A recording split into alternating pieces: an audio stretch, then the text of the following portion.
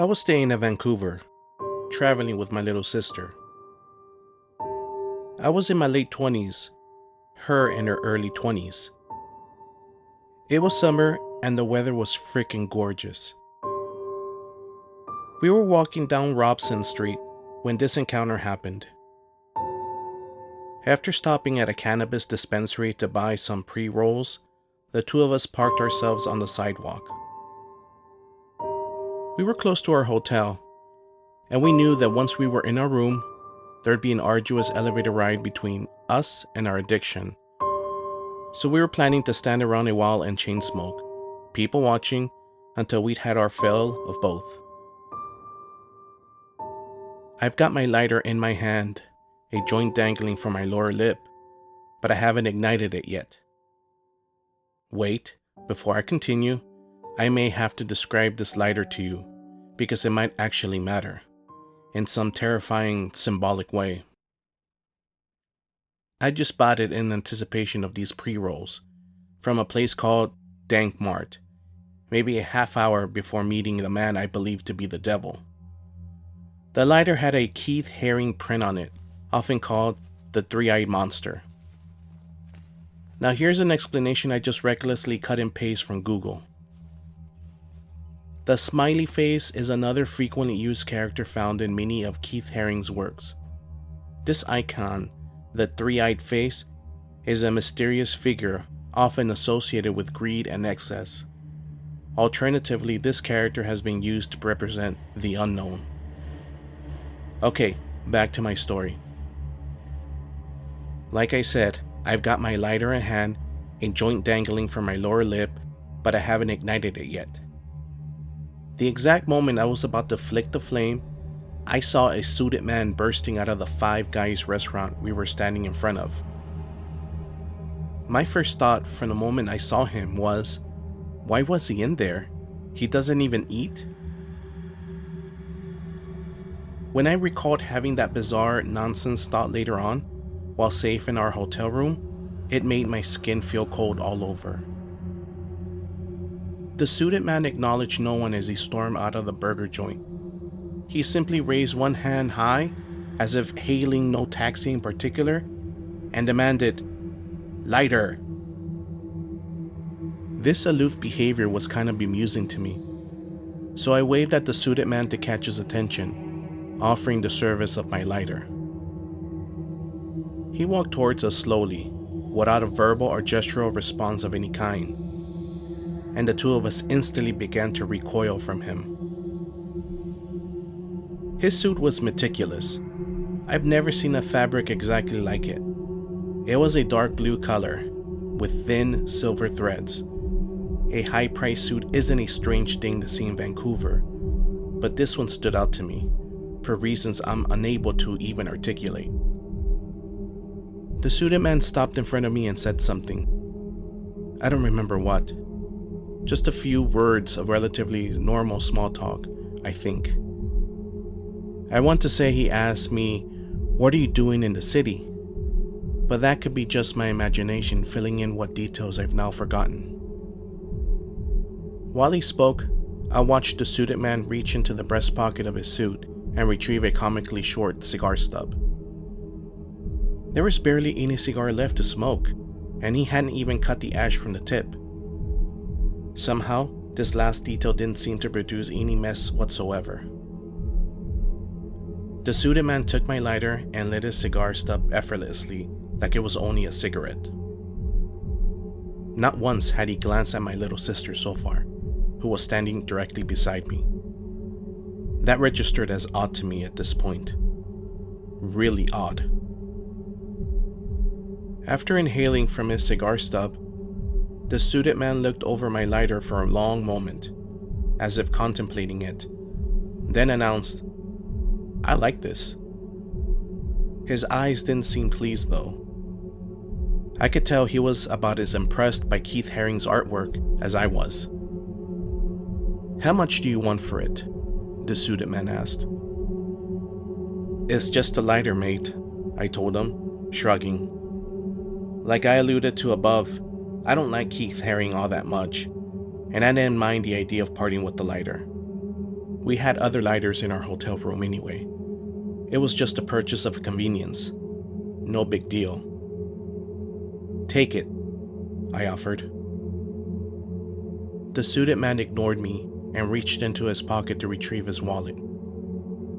By then, he's suddenly counting hundreds out loud, his fingers flicking through the bills in a spidery way that was unsettling to watch. 100, 200, 3, 4. What the hell's going on? It took us a long moment to even realize that this was still about the fucking lighter. I forget what I said to him. Something bewildering and non-confrontational like, "It's okay, dude." My brain was currently blue screening and attempting to catch up with this man's proposal. Now, I just wanted the suited man to put his wallet back in his pocket and walk away with the lighter. I regretted ever inviting him to approach us. There was something about standing so close to him that felt like standing on the edge of a dizzying height. He started counting much slower, emphasizing each bill as he flicked the corner into his palm. Once he counted past $1,000, my little sister blurted something out. I think it was, "You're crazy."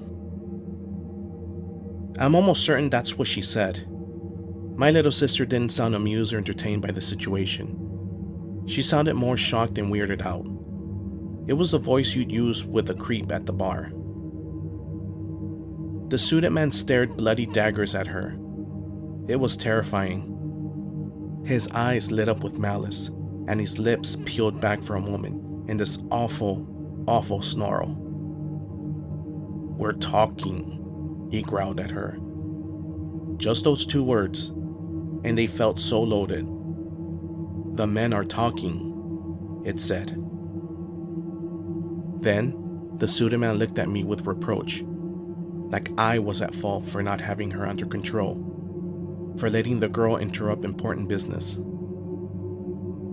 "It's just a lighter," I repeated, sounding more like a person being mugged than someone being offered money. Instantly, I've gone from feeling deeply uncomfortable with this exchange to feeling explicitly in danger. I was mugged at knife point once before visiting Melbourne as a young man. I was scared then.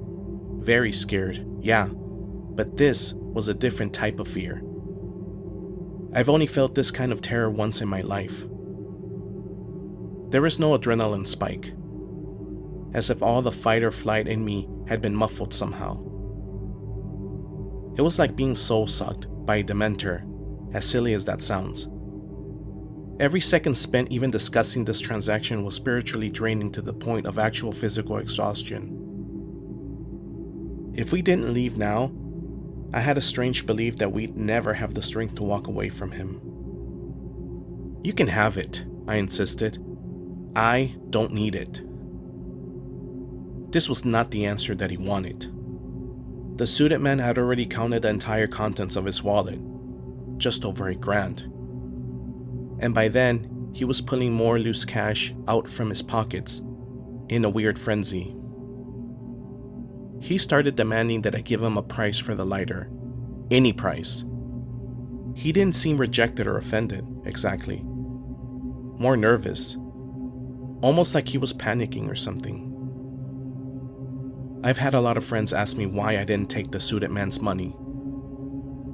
Some almost seemed pissed at me for not taking him up on his insane proposition. If they believe me at all, that is.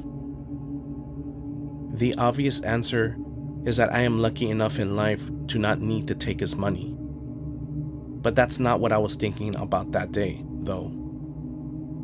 Most of the friends which I've confided the story to, I'd bet good money that they'd have turned him down too.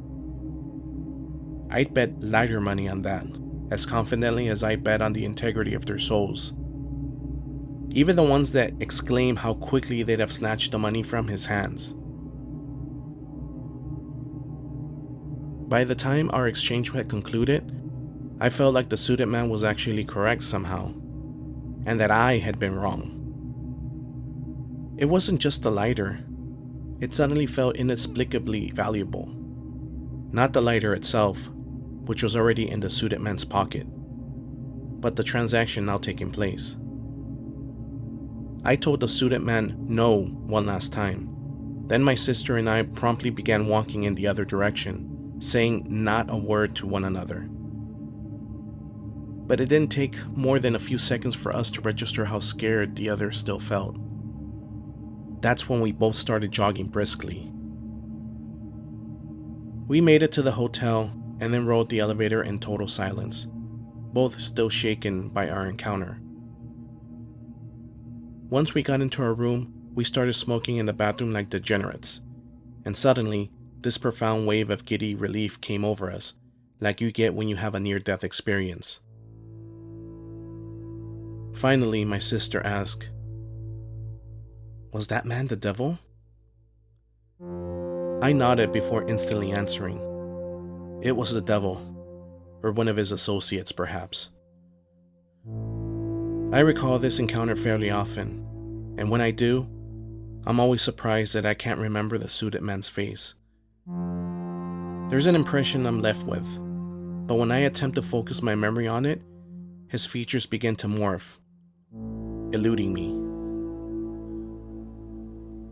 If I had to provide a celebrity likeness at gunpoint, I could, but I wouldn't be all that confident in doing so. I tell this overly curious gunman that he kinda looked like the character Declan from Breaking Bad. You know, that random guy who Walt demands to say his name? That exact face shape, that same style of black facial hair, but with a touch of silver in the hair, yet also slightly younger in appearance overall. That's the best I could do, and I'm not confident that my description isn't simply a byproduct of my imagination imprinting onto my memory.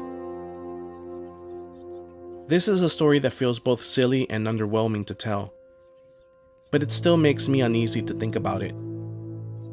Sometimes, I catch myself wondering if the suited man was trying to buy my sister's soul from me.